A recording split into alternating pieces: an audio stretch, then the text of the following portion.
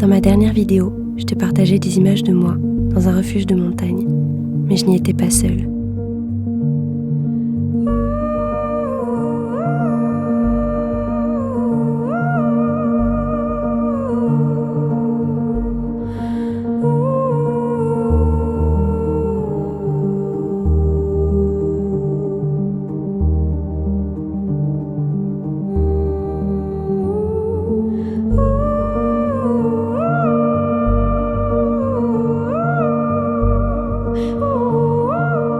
Cette fois-ci, j'ai eu envie de passer une nuit dans un refuge, en solitaire, pour la première fois.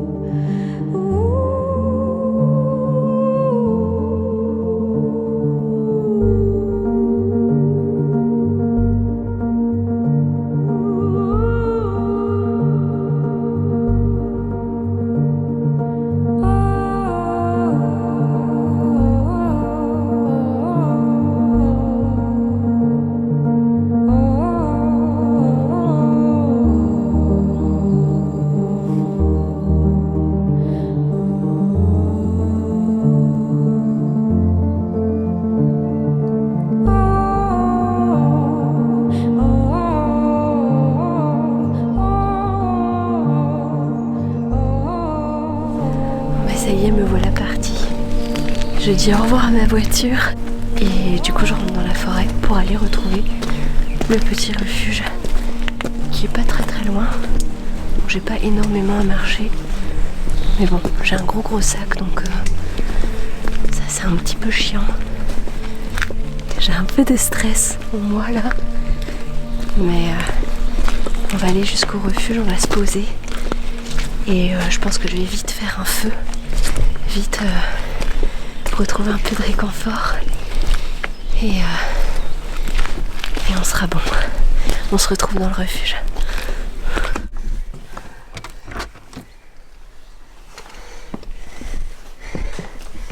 Ok.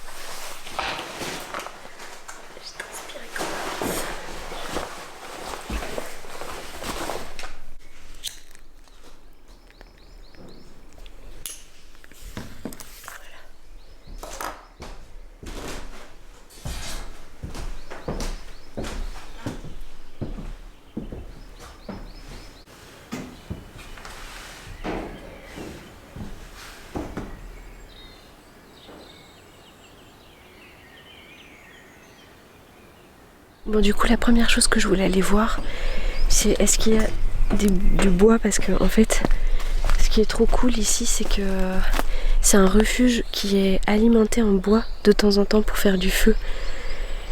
Et ça, j'avoue que c'est vraiment pratique, parce que évidemment, je serais pas obligée de faire la récolte de bois et tout ça. Et là, il y en a pas mal, enfin il y en a un petit peu ici, mais je suis pas sûre qu'ils en aient rajouté dans leur... Parce que je viens ici de temps en temps. Ah ouais. Oh. Je crois qu'on est bon. Je crois qu'on est bon là. Je vais vous ramener à l'intérieur. Putain, cool. On a plein. En fait, on a du petit bois. On a du un peu plus gros là-bas derrière. Parfait. Nickel.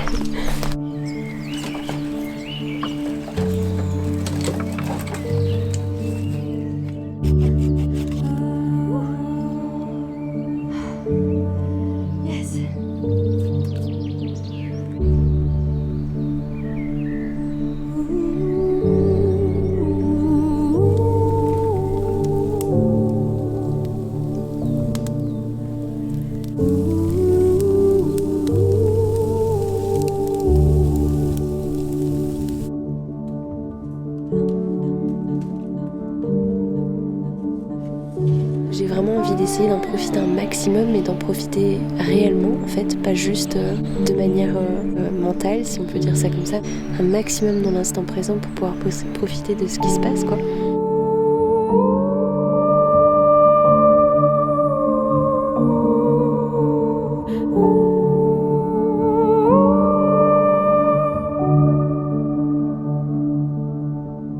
la toute première nuit que je vais passer ici toute seule dans un refuge de montagne vraiment. J'ai déjà passé des nuits seule, dans ma voiture, etc. un petit peu partout, que ce soit dans la nature ou ailleurs, en pleine ville, sur un parking, enfin plein d'endroits différents, j'ai pu faire ça. Mais j'ai jamais dormi seule vraiment dans la nature comme ça, dans un refuge. Et c'est un sentiment à la fois genre vraiment plaisant d'être là, d'être parmi les oiseaux, d'être dans la forêt, d'être bien, parce que c'est un super endroit et j'adore venir ici en fait d'habitude, mais je viens toujours avec quelqu'un.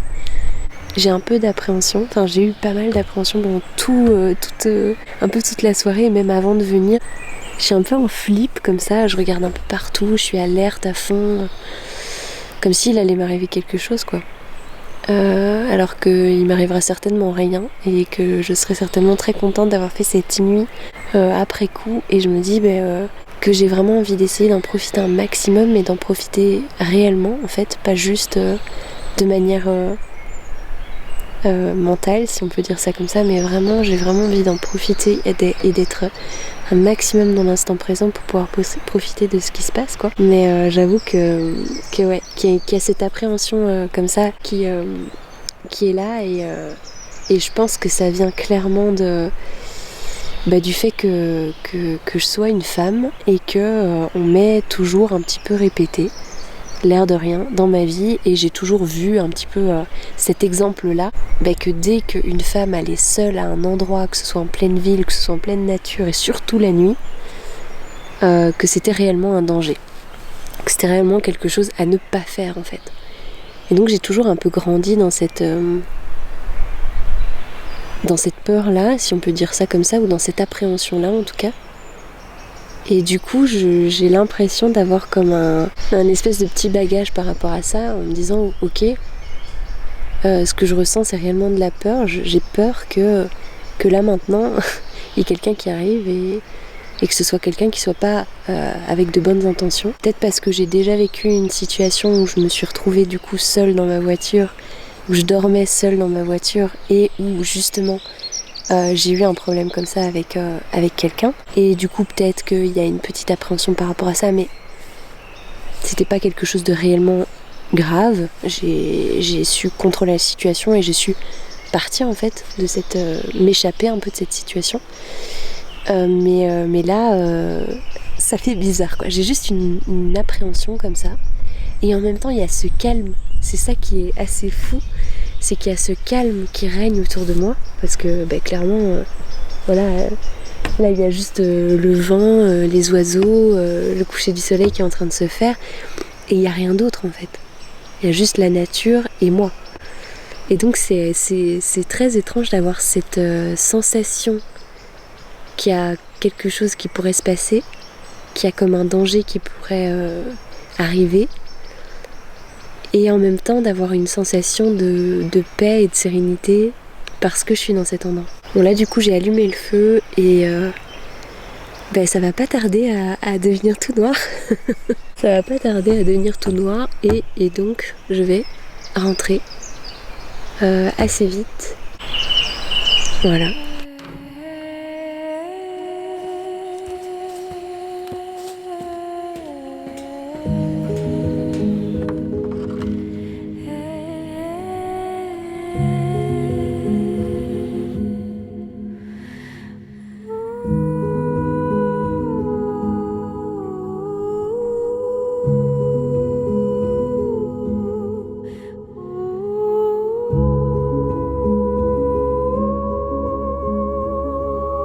Et puis la nuit est tombée, et mon appréhension est partie avec elle, comme si la nuit l'avait emportée. Je me sentais bien et à ma place, avec la certitude que rien ne pouvait arriver. La peur d'être seule dans la nature pendant la nuit était infondée, et je ne voulais pas la suivre. Alors je me suis promis que je recommencerais et irais encore bien plus loin, pour peut-être un jour faire partie de ces femmes dont on ne m'a pas souvent parlé étant plus jeune, mais qui aujourd'hui me fascinent. Ces femmes exploratrices, voyageuses et écrivaines, qui dépassent leurs limites, qui apprivoisent leurs peurs et qui touchent du bout des doigts la grandeur de l'existence.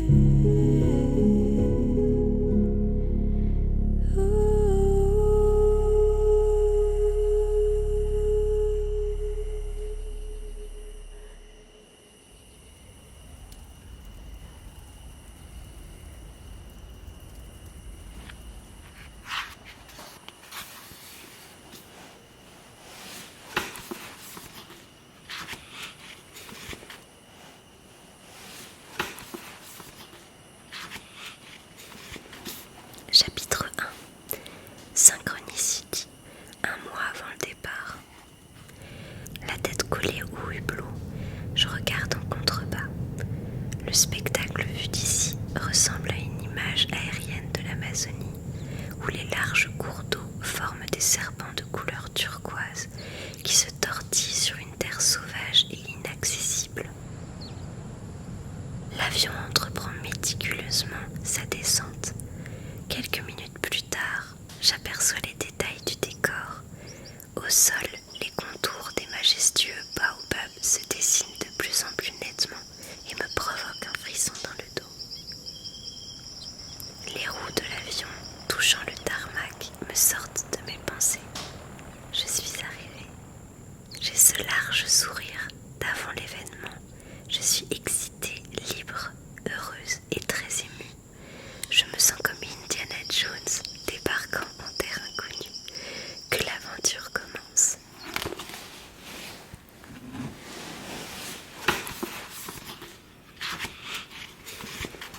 Contretemps, je descends de l'avion et traverse le tarmac de ce micro-aéroport pour récupérer mes bagages. Mon téléphone que j'ai allumé se met alors à biper. Je laisse mes yeux se promener sur les visages souriants qui attendent tous une visite heureuse. Pour ma part, je cherche un chapeau de cow-boy noir qui, j'imagine, doit se tenir en retrait de cette foule. Je n'arrive pas à le localiser, mais ça ne m'inquiète pas. D'un œil, je surveille si mes sacs d'expédition pointent leur nez parmi les valises des voyageurs. En attendant, je découvre le message que je viens de recevoir sur mon téléphone portable. Sorry darling, I'm not gonna make it. Magnifique accent, vous l'aurez remarqué. Désolée très cher, je ne vais pas pouvoir venir. Il est signé de l'homme au chapeau de cow-boy noir. Autour de moi, les passagers n'ont Dieu que pour leur téléphone. Ils ne me voient pas changer de couleur. Je suis verte de colère. Je récupère mon chargement d'expédition et balance mes lourds sacs sur un chariot, comme si c'était de vulgaires sacs à main. Je me dirige vers le guichet des voitures de location, mais il est improbable que je puisse encore louer un véhicule. C'est la haute saison, et cet endroit isolé se trouve à 820 km de la ville la plus proche, Darwin.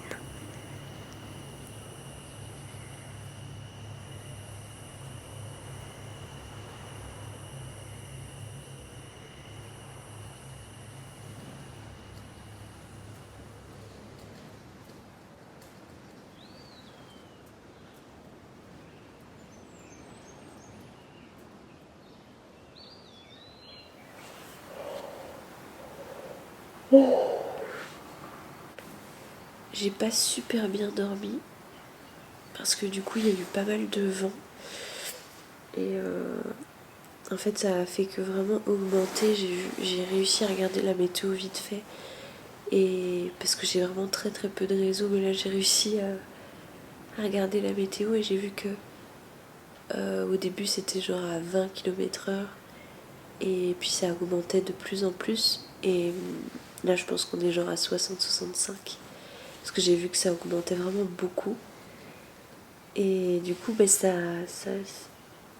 a fait pas mal trembler le refuge. C'est pas non plus un vent de dingue, mais ça a fait quand même pas mal trembler le refuge. Du coup c'était pas hyper confortable parce que du coup je me réveillais, vu que j'ai un sommeil assez léger, je me réveillais hyper facilement. Et j'ai entendu aussi le Loir et je crois qu'ils sont deux parce que À un moment donné, je les ai entendus se courir après. Alors je pense qu'ils sont deux. Et puis bah voilà. Là je vais tranquillement me réveiller. Et puis voilà.